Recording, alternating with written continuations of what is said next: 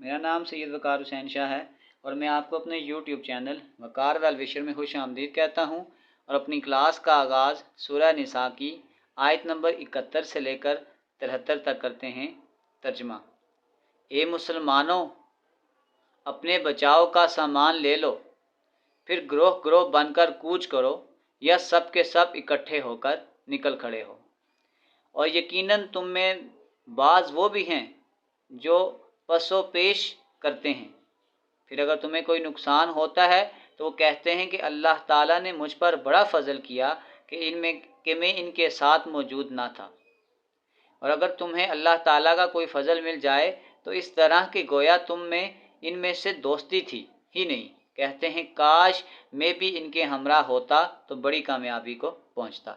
सदक़ल्लाहुल अज़ीम। प्यारे बच्चों, आज की क्लास में एक्सरसाइज 9.2 क्वेश्चन नंबर 1 के पार्ट ए और standard form of horizontal ellipse को डिस्कस करेंगे। तो वीडियो को शुरू करने से पहले कमेंट सेक्शन में लाजमी बताएं कि आप हमारी वीडियो कहाँ से देख रहे हैं और आप किस कॉलेज में पढ़ते हैं। तो चलते हैं अपने क्वेश्चन की जानिब। सबसे पहले हम standard form of horizontal ellipse को डिस्कस करते हैं। सबसे पहले अगर आपके पास ये standard form of horizontal ellipse होगा तो इसकी जो स्टैंडर्ड इक्वेशन होती है वो आपके पास ये होती है x square divided by a का square plus y square divided by b का स्क्वायर इज इक्वल टू 1। और इसमें जो ए की वैल्यू होगी वो बी से बड़ी होगी।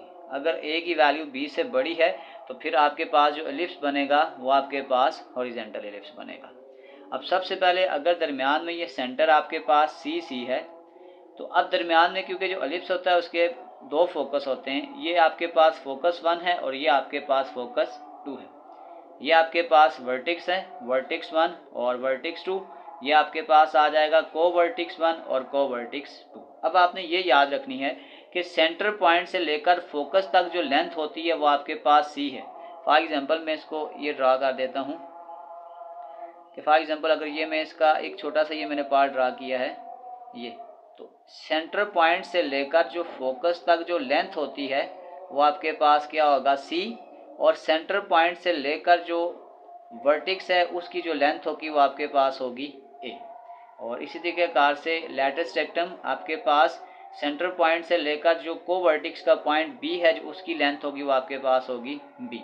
अब हम इसके कुछ कंसेप्ट हैं, कुछ फार्मूला हम क्वेश्चन में यूज़ करेंगे, उसको डिस्कस कर लेते हैं। कि आपके पास इक्वेशन तो आ गई x square plus divided by a square plus y square divided by b square is equal to 1। ये आपके पास इसकी इक्वेशन आ जाएगी और आपने ये याद रखना है कि ए की जो वैल्यू होगी वो बी से बड़ी है।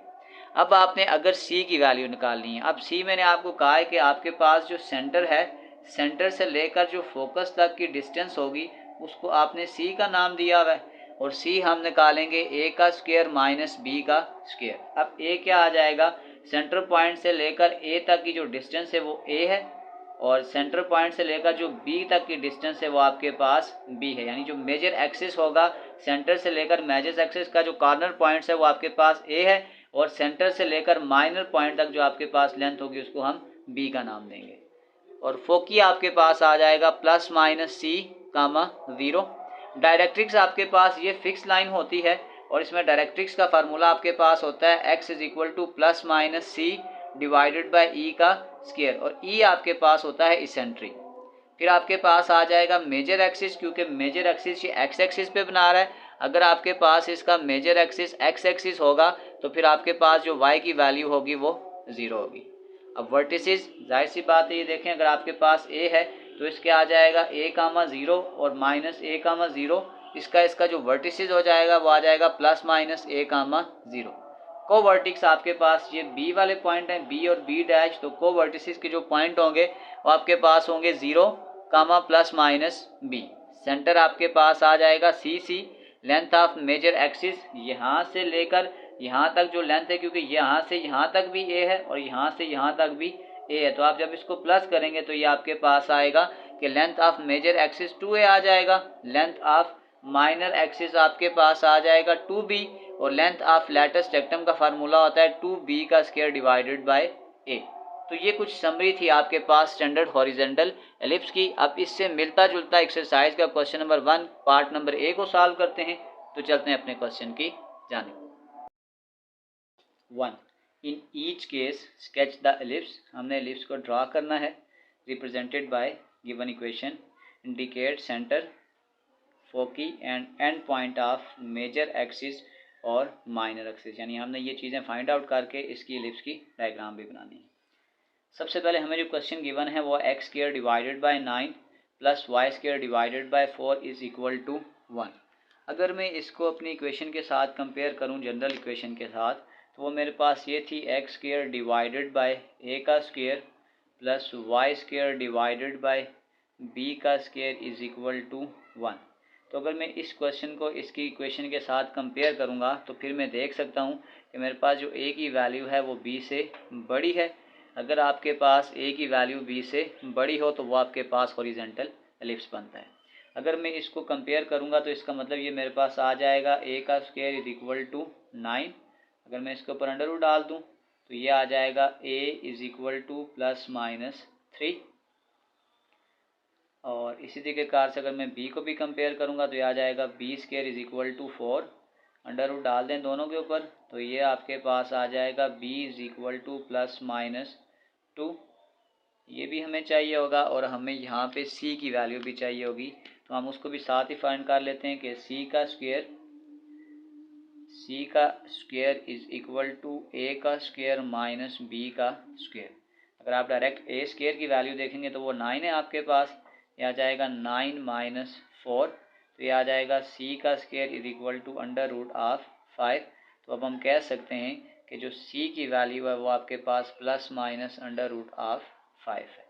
और इसको अगर मैं पॉइंट में लिखने की कोशिश करूं तो अंडर रूट 5 आपके पास आ जाएगा 2.23, यानी c की वैल्यू आपके पास आ गई है 2.23।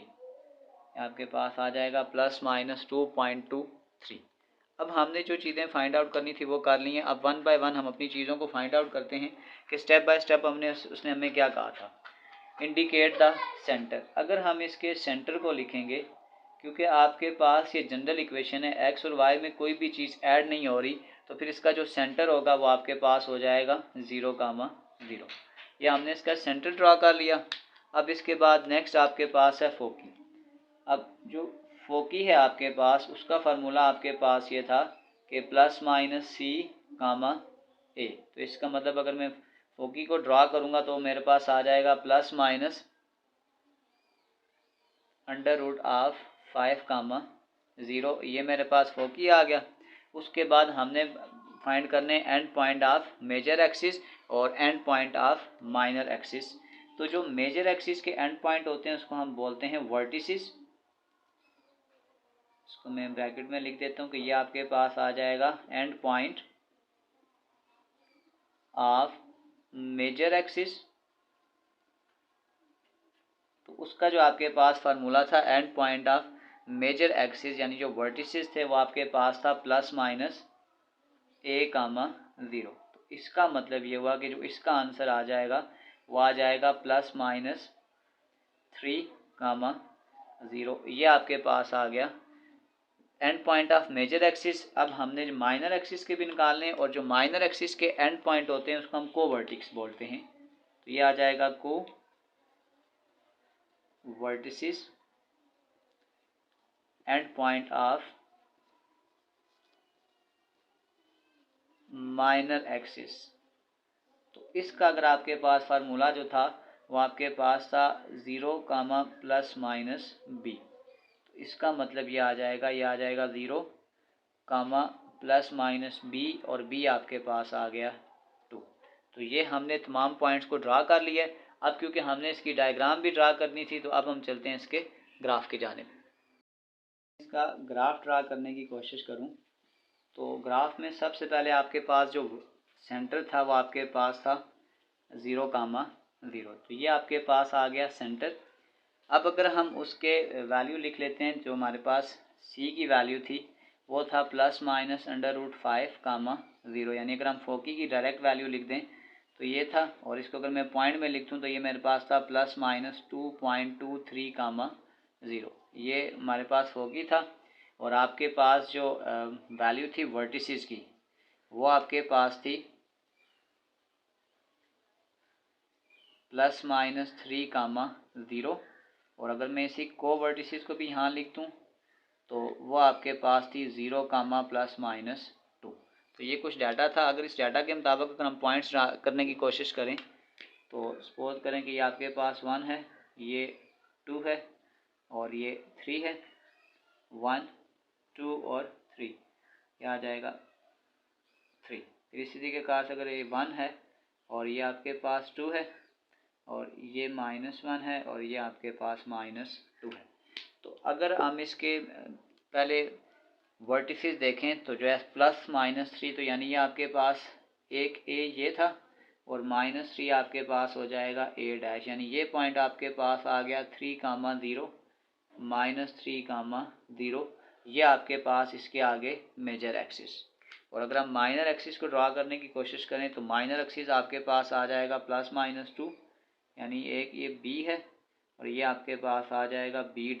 ये आपके पास 2, 0 था, ये आ जाएगा -2, 0। अगर हम इसकी डायग्राम बनाएं तो एलिप्स की जो डायग्राम बनेगी वो तो कुछ यूँ बनेगी, यूँ।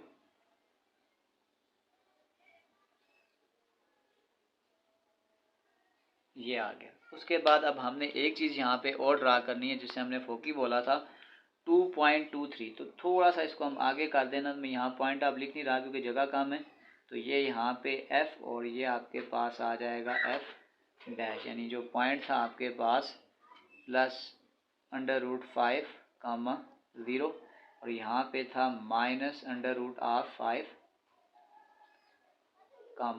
0। यह आपके पास हमने इसका सेंटर भी ड्रा कर दिया, इसके मेजर एक्सिस भी ड्रा कर दिए, इसके माइनर एक्सिस भी ड्रा कर दिए और इसका फोकी भी ड्रा कर दिए। तो ये आपके पास question number 1 part number 1 complete solve हो चुका है। आखिर में मैं एक प्ले लिस्ट लगा दूंगा, उस प्ले लिस्ट में जाकर आप किसी भी वीडियो को विजिट करना चाहें तो आसानी से विजिट कर सकते हैं। आखिर में एक छोटा सा मैसेज अपने देखने और सुनने वालों के लिए, बात सिर्फ तरजीहात की होती है। जब तरजीहात बदल जाएं तो आपका होना ना होना अहमियत नहीं रखता। आपकी वजाहतें, आपका रोना धोना, जिद करना सब बेमानी हो जाता है। जिसने आपको छोड़ने का इरादा कर लिया वो कभी नहीं रुकता। लोगों को समझाने से बेहतर है इंसान खुद को समझा ले। प्यारे बच्चों, अपना बहुत सारा ख्याल रखें। मिलते हैं अगली वीडियो में, तब तक के लिए अल्लाह हाफिज़।